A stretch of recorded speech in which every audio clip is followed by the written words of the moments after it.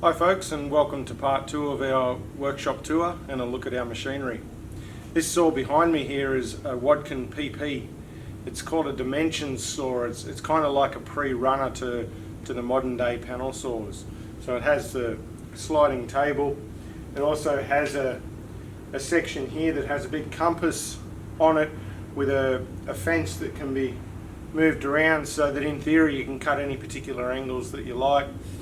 It's running an 18-inch blade or a 450mm diameter blade. We use this predominantly for sizing our doors, so cutting our doors to their heights. We manufacture windowsill on this machine as well. We use the bevel because it's a tilting arbor, so we can adjust the blade over to whatever angle we need it to be. So we use that for cutting the bevel on our windowsill as well. We have at times over the years when I haven't had a rip saw here, we've used it as a rip saw. It does work fine as a rip saw. It's a little bit slower though because it's quite a big machine, so you find yourself having to do quite a number of extra steps if you're doing a lot of it. It's a very good machine. I'm not sure when it was made. I'm guessing somewhere around the 1960s.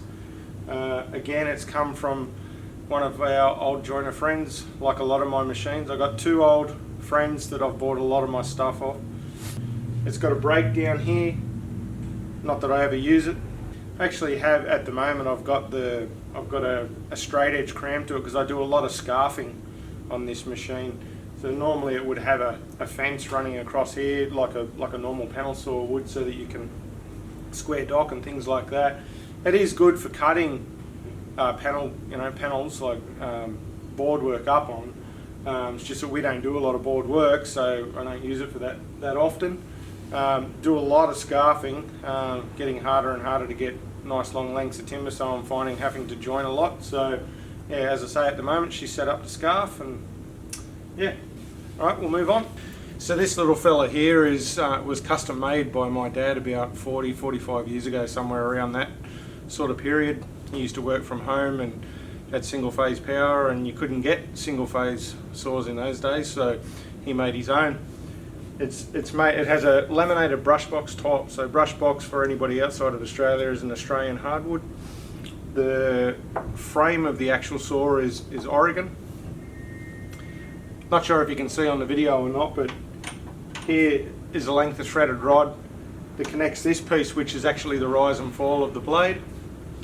Everything on the machine Dad made. We still use it all the time. We do all our fine work on this machine. It's got a nice fine cut to it, and it just works very, very well. So we reserve this little fella for doing all of our fine work. We used to predominantly do all of our ripping on it. In times past, it was our main rip saw many years ago. But nowadays, all we do is, as I said, is fine cut. It's only got a small engine. Like it's a big motor, a big old thing, too heavy for it. But it's only about, I think it's about 1.5, 1.75 horsepower, something like that. Running a 12-inch blade, but not sure if you can tell on the video, but very, very fine saw. This is an excellent machine. It's one of my all-time favourites that we have here. I love this thing. So here we have another variation of Wadkin's panel saws. This is a BGP. Now, Wadkin had two variations in their machinery. They had their Burrs Green models, which was, generally speaking, your lighter models in things.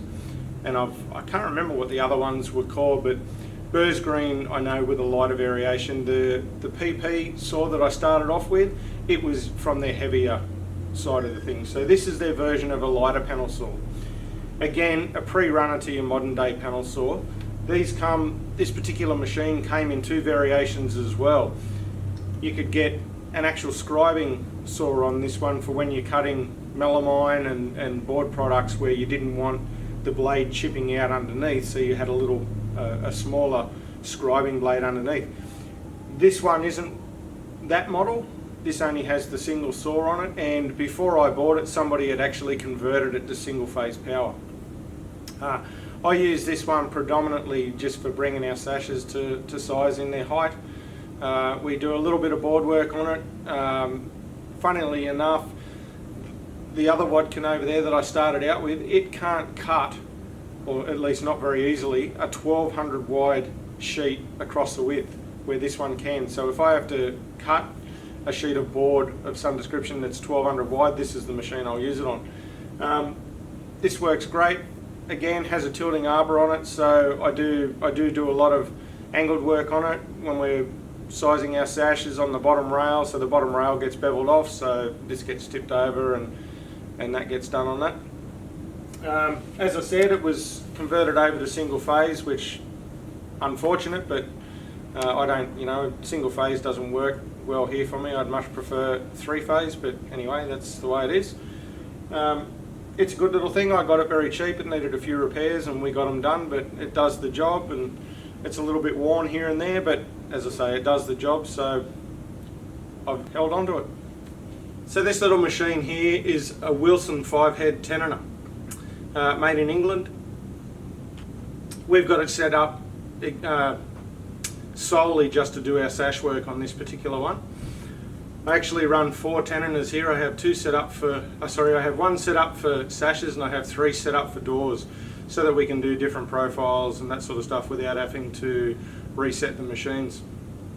On this particular one, we've got it set up so that we can do any style of window we like. So we've got in the top scribing head here, if you can see on the video, I have a saw in that, but it's mounted to a cylinder that's been cut on a bevel, so it actually operates like how a drunk saw would. So when the saw spins, it does this. So that's to cut the plough through our meeting rail when we're making double hung sashes. On the bottom here, we've just got it set up with an ovolo scribe. On the back here, which would normally be your cut-off wheel, before I got hold of this machine, the last people that had it, they actually butchered it up and removed the cut-off wheel and put a secondary scribing head on it, so we can do ovolo on the front and I can do splayed mold on the back. It works fine. Doesn't look real good, but it works well. This is an absolutely brilliant machine, probably the best tensioner on the market. It's pretty old. Not exactly sure of its age, but it is quite old. It's brilliant to use. It's very, very easy to set up compared to a lot of the tensioners. Like some of the other tensioners I have here are quite more time consuming to set up, where this one is very good. You can set your thickness of your tenon, and then you can lock the heads and you can move both heads at the same time, move them together so you're not interfering with your thickness of your tenon, where a lot of the other machines you have to adjust top and bottom head individually. So if you get them out slightly and you've got to raise them up, you've got to do each head individually. It just becomes a real pain when you're trying to get things set up quickly. As far as the Wilson goes, I actually have 2 Wilsons. There's one behind me here as well that's set up to do doors, but it's a 4-head machine, whereas I said this one's a 5-head. So the one behind me has top and bottom scribe, but it doesn't have the cut-off saw arrangement. Yeah, very, very good machines these. Recommend them to anyone.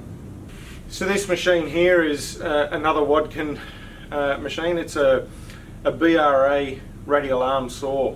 We have this one set up with a nest of saws in it, so that when we're doing housing work, we're cutting 18mm wide in one cut.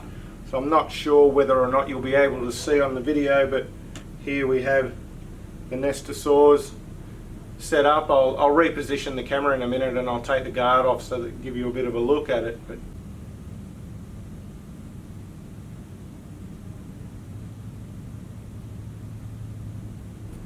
yeah, I actually have 2 of these BRA radial arm saws.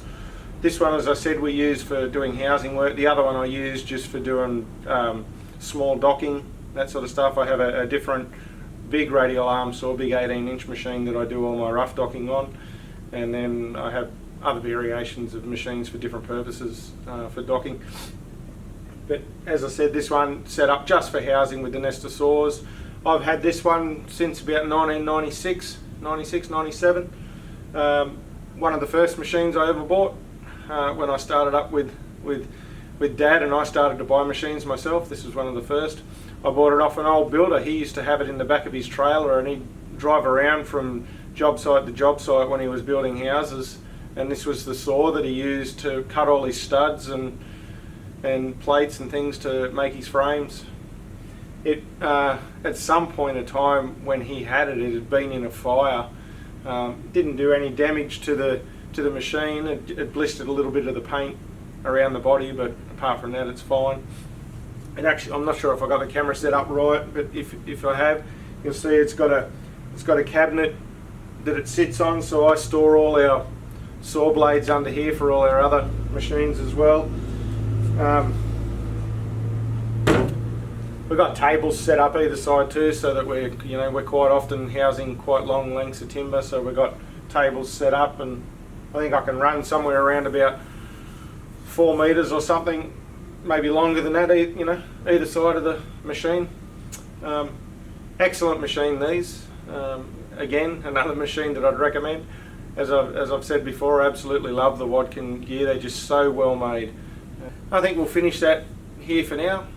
Hope you've enjoyed having a look at a bit more of what we've got, and there may be another part yet that I can show. There's a few more machines I haven't showed, so I may well do another part of it yet. Let me know in the comments if you're interested, and if you're interested, I'll make up another video for the rest of the stuff we got. Thanks for watching, and have a great day.